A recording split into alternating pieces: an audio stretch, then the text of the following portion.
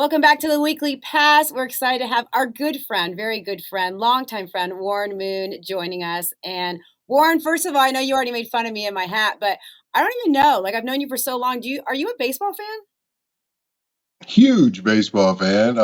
My blood bleeds Dodger blue. It's been bleeding that ever since I was 8 or 9 years old when I started following the Dodgers. I'm also a big Houston Astros fan, of course, Yeah. because I lived in Houston for a long time. So those two teams don't like each other very much because of the whole cheating scandal back, 5 years ago or whatever it is. But Right. they both got knocked out of the playoffs this year, and Texas and Arizona made it, and they deserve to be there. And I'm happy for the Texas team. How do you feel about? Did you watch any of the World Series games? Because it was the lowest rating it said for I guess forever game one. So I don't know if it's because the teams, the market, or baseball is struggling. But did you watch any of the games? I did. I watched the game last night. I watched quite a few of them. I can't watch a whole game because they just move too slow for me. Even though they've sped up the games, they still move too slow for me. But I watched the game last night. I wanted to see them pull this thing out, and both pitchers were amazing for the first 6 innings or so. And then all of a sudden, you knew you weren't going to keep the Rangers down the whole game, and they exploded for that 4-run inning and pretty much put the game away. And I'm happy for them. I'm happy for Bruce because he's a great manager, and this is his fourth World Series win. Four. That's a lot. It is. Yeah, And you were just in Texas, Warren. I think you had the Oilers reunion. Tell us about how that went. I think your daughters were there, and I'm sure that was a special moment for you. I was actually in Nashville. That's where all my history is now with the Tennessee Titans. So we had a great reunion. We had 170 guys come back, which was our largest turnout, and Wow. they revealed our Houston Oilers uniforms in the game that day, and against the Atlanta Falcons. They won the football game, which was even better. So it was a great weekend to see all those guys that I've played with, all the guys that played before me. A lot of the Tennessee Titans guys were there as well. They're alumni. So it was a great gathering, and Amy Adams does a great job of bringing everybody together as one big happy family. So we had a great time. It's funny Now, Warren, when we ahead, do Rob. when we do things like as alumni for the Cowboys with the cheerleaders, I don't go to many of them. Neither do I. I think I can say I've only been to one or two, and they have them all the time. They have them every year and all, but I just have a hard time getting into it. And the girls that I am close to from when we cheered, I still talk to them almost every day, every week, whatever. And so and those that I'm not close to, I really am okay if I don't see them. And some have really let themselves go. How does that work with the football side of things? The cheerleading side of things, it's like, woo. You guys are a little more different because you're more geared on your looks and all of that, because that's the way you've always had to be judged when you were a cheerleader. You always had to watch your weight. You had to watch, with the shape you were in, all those different things. In football, once you're retired, you can kind of let yourself go and nobody really cares, except for your health. Everybody cares about your health. And you guys actually have to go out and do a cheer, don't you? Don't you have to learn No, a cheer yes, Warren, and that's why for I won't reunion do it. weekend? And That's why that's I won't probably the do it. worst part of it. We don't have to learn a play or go out and play football anymore. We just show up and drink and eat and have fun the whole weekend. So it's a little more anxiety for you guys to come back for your weekend. I would understand that. If I had to get myself in shape to be able to play again and come back for a weekend, no, I wouldn't show up either. Yeah, and Warren, it's just kind of cheesy. Like the Niners just had their reunion for the cheerleaders, and they had the girls go out there and dance the Tootsie Roll. I'm not putting myself in that situation. It's embarrassing. Well, you two look great. You guys are two of the exceptions. Now, you wouldn't have to worry about getting yourselves in great shape because you already are. Yeah, But I'm but it's sure there still are a lot of other ones embarrassing. that have had a lot of kids and just haven't taken good care of themselves. But don't you think it's kind of cheesy? I mean, you've been around a lot of the cheerleaders. Like, I don't know, it just looks kind of cheesy when these girls come back and they still feel like it's like their one time that they felt like they were famous or however you want to say. And so they're super excited to be back and they have that full hair and makeup. And it's just so different from when the players and our reunions. Well, yeah, they are different. I was just at the Seahawks reunion about a month ago, and the same thing.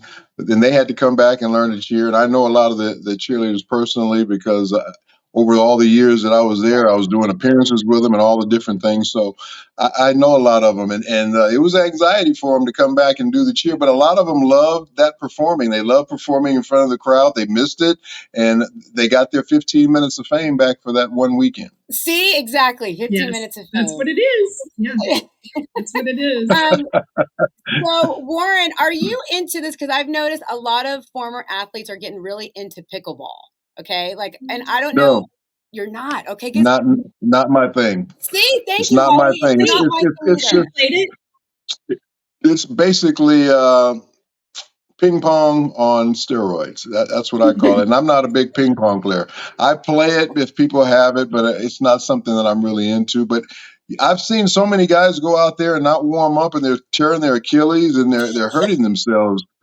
Playing this because they don't get themselves properly warmed up or properly stretched. And I don't want to have anything like that happen to me. And I don't think I need to go out and do all this stretching just to play a little fun game. So it's just not worth the time for me. Because Little Wayne, I think he has a team now, and then Dak Prescott has a team here in Frisco.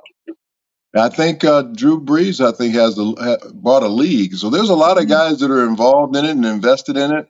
I have a lot of friends of mine that like to play it. And anything for anybody is great as far as doing any type of exercise. I'm all for that. That's just not something that I enjoy doing. I still like to go in the gym. I like to get on the treadmill. I like to get on the stair climber. I like to go through my weight workouts. I still do all the stuff that I kind of did when I was playing football, just not to that degree, but that's what I enjoy doing to stay in shape. Why do these athletes you think like it? Because Holly likes it too. She's all into pickleball too. I'm not into it. It's a workout. It's a very competitive game. And I think a lot of people like the competition of it, and like I said, it's like ping pong. Ping pong. People are hitting the ball over the net, but this is 2-on-2. I don't think you play 1-on-1 in pickleball, do you? Do you ever play And 1-on-1? You yeah, but can. it's harder. Yeah, it They seems ran like me it'd be a little bit. Yeah, over it'd the be a little bit course. harder that way. Yeah, Yeah. but people just seem to like it. It's the fad right now. You see pickleball courts going up all over the place. So Yes. whatever's gonna promote more exercise for people to stay in shape, I'm for. It's just not my cup of tea. Moving on, Warren. Okay, you saw that Deion Sanders, when Colorado was there at the Rose Bowl, they got a lot of their jewelry and different items were stolen from the locker room. Deion is saying now, Prime's saying that there should be where they need to be reimbursed or money should be given back. What are your thoughts on this whole thing? Should the NCAA get involved? Rose Bowl, like, what do you think? I think first they need to find out, the investigation of who did this. Yeah. Was it an inside job? Why did it just happen to the Colorado team? Colorado's probably a team that people suspect would wear a lot of jewelry because their head coach wears a lot of jewelry. A lot of the players wear it. His sons wear it. Who knows? It could be somebody internally that knew that they were going to have all that jewelry in there and went in there and took it while the game was going on. But we need to find out, who stole this first and see if you can get it back. And yes, there should be some type of insurance or some type of bond that the Rose Bowl has to protect against something like this. So I don't know the ins and outs of all this whole thing, but yeah, somebody should help reimburse them for their losses. Yeah, because in the NFL, NBA, MLB, any professional team, they usually have security, right? So when you would go into the locker room, Warren, you never had to worry about your stuff. No, and they have people that first they lock it up really good, and then they have usually some type of security people around there. So I'm wondering why this didn't happen in this case. And like I said, that's what makes me think that it could be something inside that somebody knew something, and that's they took advantage of that. But I could be wrong. But I think somebody needs to reimburse them for their losses because they're responsible once they leave that locker room. Right. Hey, Warren, I want to ask you something about another football team, a college football team, and scandal going on, perhaps. What are your thoughts on the Michigan situation with the sign stealing? Do you have an opinion on that? I think it's all funny. I love it. I mean, I love anybody who's trying to win, and every coach in the college ranks, I'm sure, tries to steal signs and signals somehow, some way, if they can. My thing is there's usually 3, 4 guys over on the sideline giving signals. How do you know which one's signals are the live ones? They could Right. they could Yeah. they could switch the person who does it every series. They could do it for one person the whole game. You just don't know who's actually giving the live play. So even if you knew kind of what the plays were, they're all giving different plays. So how do you know which one is being run at that particular time? But everybody does it. And here's my thing. If they wanted to get rid of this, they would just go to the helmet communicator like they do in the NFL, where the coach calls the play in the quarterback's helmet, and we don't have to worry about giving signals. You don't see signals being given in the NFL. Even on Mhm. defense, the middle linebacker has a microphone inside of his helmet, and the defensive coordinator gives him the defensive call. You would eliminate that, but coaches in college football, they want to be able to steal signs, so they don't want this system put in place. So it's going to continue to happen. I think Jim Harbaugh and Michigan maybe just went a little bit too elaborate with their scheme, but I think it's all about nothing because everybody's doing it. Everybody just does it to a different degree. Warren, let's talk about the Raiders, the mess that's going on over there. Obviously, firing McDaniels, firing the GM, and then now benching Jimmy G. It's kind of like, what is it? Is it that when you start going through like the leadership, is Mark Davis not equipped to be running this team, or what is it? Because now Aiden O'Connell is a rookie, hasn't had a lot of snaps under center. What does this look like for the Raiders? Or is it even Tom Brady? Did he tell Mark Davis, hey, you need to do something? What happened there? What are your thoughts?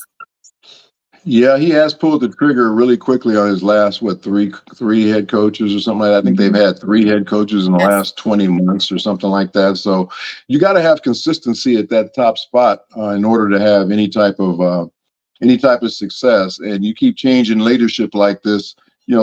First of all, the players get confused. They don't know who their leader is. They don't know what's going to happen from day to day.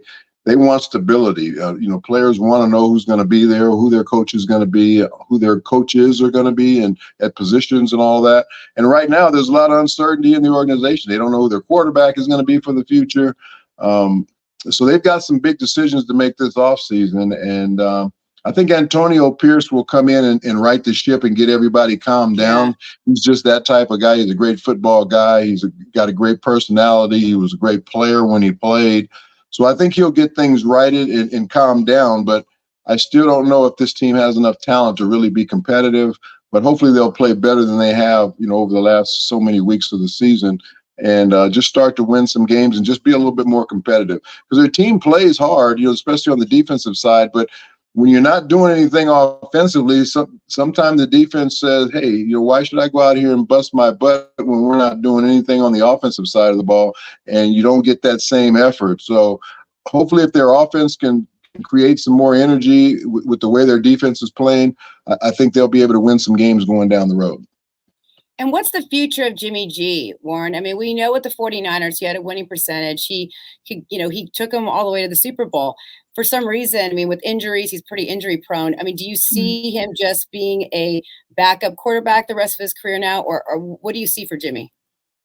That might be what's going to happen after this season if he doesn't get back on the field again. He might get back on the field again depending on the young kid, the way he plays, but if he doesn't get back on the field, it probably could be a backup role for him going forward because he has a tough time staying healthy, and he leads the league in interceptions right now. So his performance level is starting to diminish a little. So I think that might be where he's going to be relegated to if he doesn't get back on the field again this year and try and redeem himself.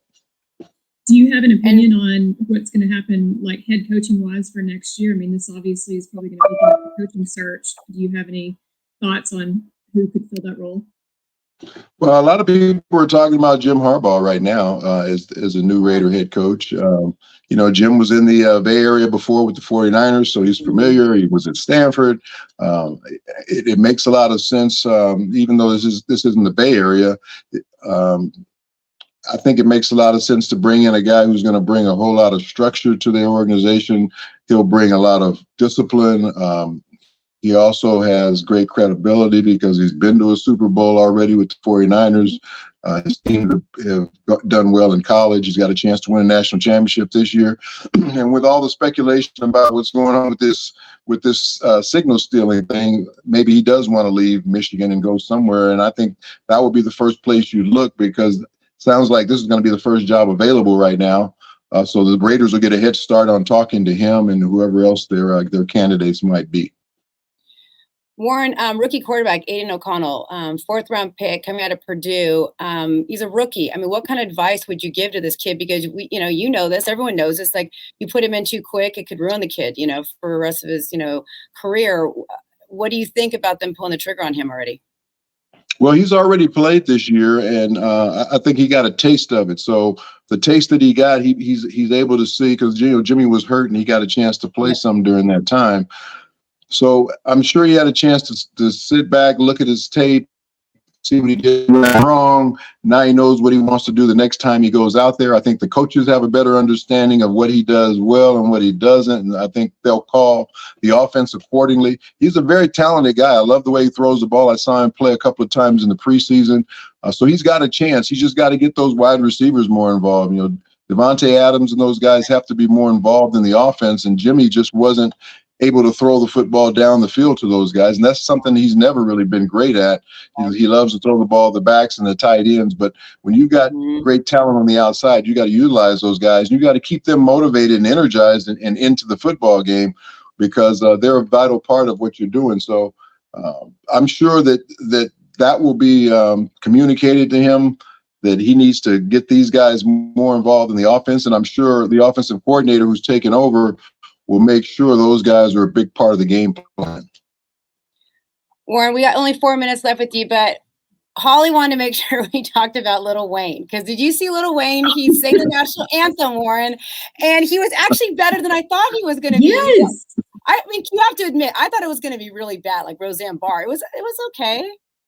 Well, I mean, he's not a bad singer, but, he's a rapper. So you just don't know what to expect from a rapper when you go and singing probably one of the most difficult songs that there is to sing. Because the national anthem is not an easy song to sing. No. It's got so much different range and different things to it. But yeah, he went out there, and I think he had great respect for the song. So I think that's why it came out good. And like you said, he did a better job than what most people expected. You just don't expect to see Lil Wayne singing the national anthem. No, it was Flavor Flav, you guys. It wasn't Lil Wayne. It was. Oh wait, no, I'm sorry. It was Flavor Flav. Flavor Flav. Oh yes, Flavor Flav. Excuse me, it's Flavor Flav. It's a guy with the clock. Yes, with the big old clock. Yeah. So Warren, shows where I am on rappers. They're all almost the same to me.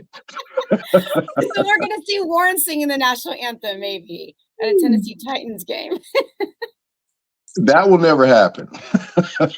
You're talking about somebody that would screw up our national anthem, and they'd probably arrest me after the game, after the anthem was over, by the way I sounded. But I would give it my best. There's no question about it. But no, I'm not the guy that you want singing the national anthem. Hey, Warren, real quick. It's Breeders' Cup time. Yes.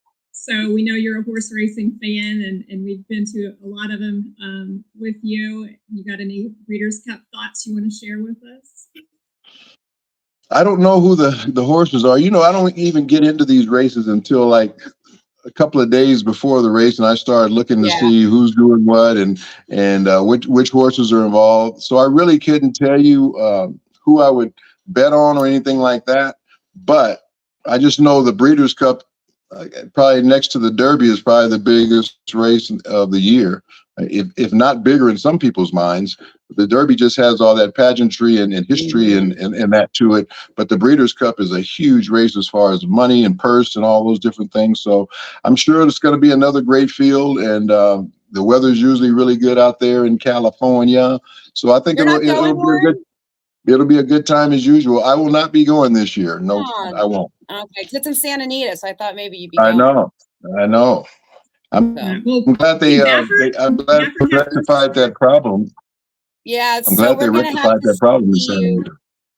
We'll have to see you in May then, I guess, for the Derby. That's when we all get together and talk about reunions. That's our big reunion, right, Warren? Well, I might be coming through Texas. You guys are down there in Dallas, so I'm down there all the time for different stuff, so maybe I'll see you there. Oh yeah, Thanks because for you're in the phone Houston a call. lot though. You got to come out here to I'm in Dallas. Yeah, Houston. you I'm gotta in let me Houston know. a ton, but I think I'm coming to Dallas the first week of December for an appearance. So Oh, I'll have good. to look you We'll all up. take you out. We'll I'll duke you get out my over people with town. your people, and you get your people with my people, and then we will get together. Okay? That's right. And we finally won't all be wearing derby hats and suits and all that for it. So We it'll keep be it I know we can just casual. wear some jeans for a normal change. clothes. Exactly. All right, Warren, we love you. Thank you so much for your time and your insight as always. Well, thanks for having me on, ladies, and you guys are doing a great job. And anytime you need me, you know you got me. All right. All right. Thank Bye, you, Warren. Warren. Have a good one.